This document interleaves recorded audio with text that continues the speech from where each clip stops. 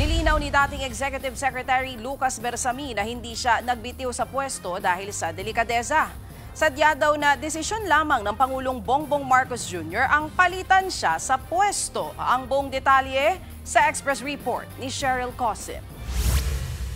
President Ferdinand R. Marcos Jr. has formally accepted the resignations of Executive Secretary Lucas P. Bersamin and Department of Budget and Management Secretary Amenah Pangandaman. Both officials respectfully offered and tendered their resignations out of delicadeza. Ganyan inanunsyo ni Palace Press Officer Undersecretary Claire Castro ang pagbibitiw umano sa pwesto ni dating Executive Secretary Lucas Bersamin. Pero sa aming panayam ngayong araw, nilinaw ng dating kalihim ang pangyayari. Ayon kay Bersamin, hindi siya nag-resign pero bago raw ang anunsyo ng palasyo. Isang malapit na kaibigan umano ang tumawag sa kanya at sinabing kailangan niya nang umalis sa pwesto. Hindi na sinabi ni Bersamin kung sino ang tumawag sa kanya pero malapit din daw ang taong ito kay Pangulong Bongbong Marcos. Gandang pakinggan yun pero hindi naman yan ang nangyari. Okay? Kung out of delicadeza na nag-resign ako, di mayroon sana sulat sila na lalabas. But they accepted nothing. The message was very clear that I had to go. Hindi naman ako linta. Sabi pa ni Bersamin, hindi rin daw siya nag-alinlangang tanggapin ang desisyon ng presidente. Wala raw siyang sama ng loob sa desisyong alisin siya sa pwesto. Gumaan pa nga raw ang loob niya dahil dito. I was not even disappointed. I do not have that feeling na na-is out ako.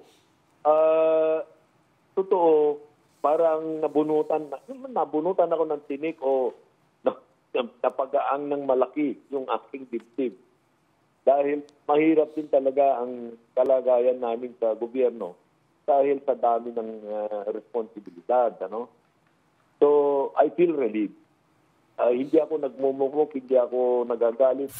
Katunayan, nagkausap pa sila ng harapan ni PBBM matapos ang anunsyo ng palasyo. Giit niya, maganda ang relasyon niya sa Pangulo bago pa man ang pagbaba niya bilang kalihim ng ehekutibo. Pero sabi rin ni Bersamin, posible raw na may kinalaman ang biglaang pagkakatanggal sa kanya sa pagkakadawit ng kanyang apong si Adrian Bersamin sa isyu ng korupsyon. Si Adrian, ang Presidential Legislative Liaison Office Chief, na ayon kay Ombudsman Boying Remulla ay pinag-aaralan nilang sampahan ng reklamong conspiracy to commit plunder. Kung meron silang gustong ilabas na demanda sa akin, ilabas nila. Ayoko nang masyadong mabigat or matagal na pag-uusap tungkol yan dahil I'm ready to stand up and to back my innocence.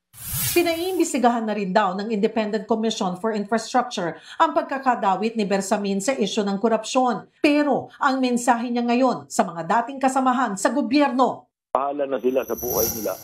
Kasi ako, wala na ako sa gobyerno. Sana hindi na nila ako paabalahin pa. Dahil ayokong makasakit ng damdamin. No?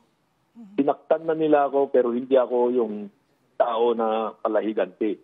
Nagbabalita mula sa Frontline, Cheryl Cosim, News 5. Mga kapatid, Ruth Cabalco, para sa mabilis na pasada ng mga balitang dapat niyong malaman, mag-follow at mag-subscribe sa social media pages ng News 5.